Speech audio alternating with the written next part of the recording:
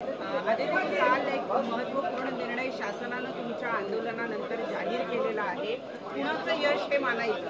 तसं पाहायला गेलं तर गेल्या 2 दिवसामध्ये 2 आंदोलनं आणि 2 निर्णय हे राज्य सरकारकडून आलेले आहेत.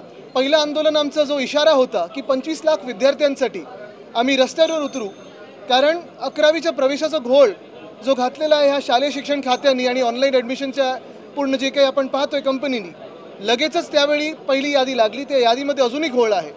आणि दुसरं म्हणजे हिंदीची सक्ती पहिलीपासून जे करणार होतं सरकार, त्याच्या विरोधात नुसतं विरोधी पक्ष नाही तर पूर्णपणे आपण पाहताय रस्त्यावर मराठी माणूस उतरला होता, संपूर्ण महाराष्ट्र पेटला होता आणि मुख्यमंत्र्यांना तो GR त्यांचा मागे घ्यायला लागला. अजूनही आम्ही लेखी त्यांचं जे काही आदेश असतात त्याची वाट पाहत आहोत, कारण ह्यांच्यावर किती विश्वास ठेवायचा हा जनतेला माहिती आहे. तरी देखील कालचा विजय मोठा आहे आणि मराठी माणूस जर एकवटला, महाराष्ट्राची ताकद जर एकत्र आली तर काय चमत्कार घडू शकतो आणि ताकद किती आपली ही दिसते. त्यांच्या सक्तीसमोर महाराष्ट्राची शक्ती जिंकलेली आहे. आदित्यजी, रोहित पवार जे आमदार आहेत त्यांचं असं म्हणणं आहे की 2 भाऊ एकत्रित येणार याची धास्ती भाजपनं घेतली आणि म्हणून त्यांनी हा निर्णय 100% घेतले. मला वाटतं हे संपूर्ण महाराष्ट्राने पाहिलेलं आहे की 2 भाऊ एकत्र येऊ नये म्हणून भाजप असेल किंवा एशनची गट असेल किती प्रयत्न करत आहे. उद्धव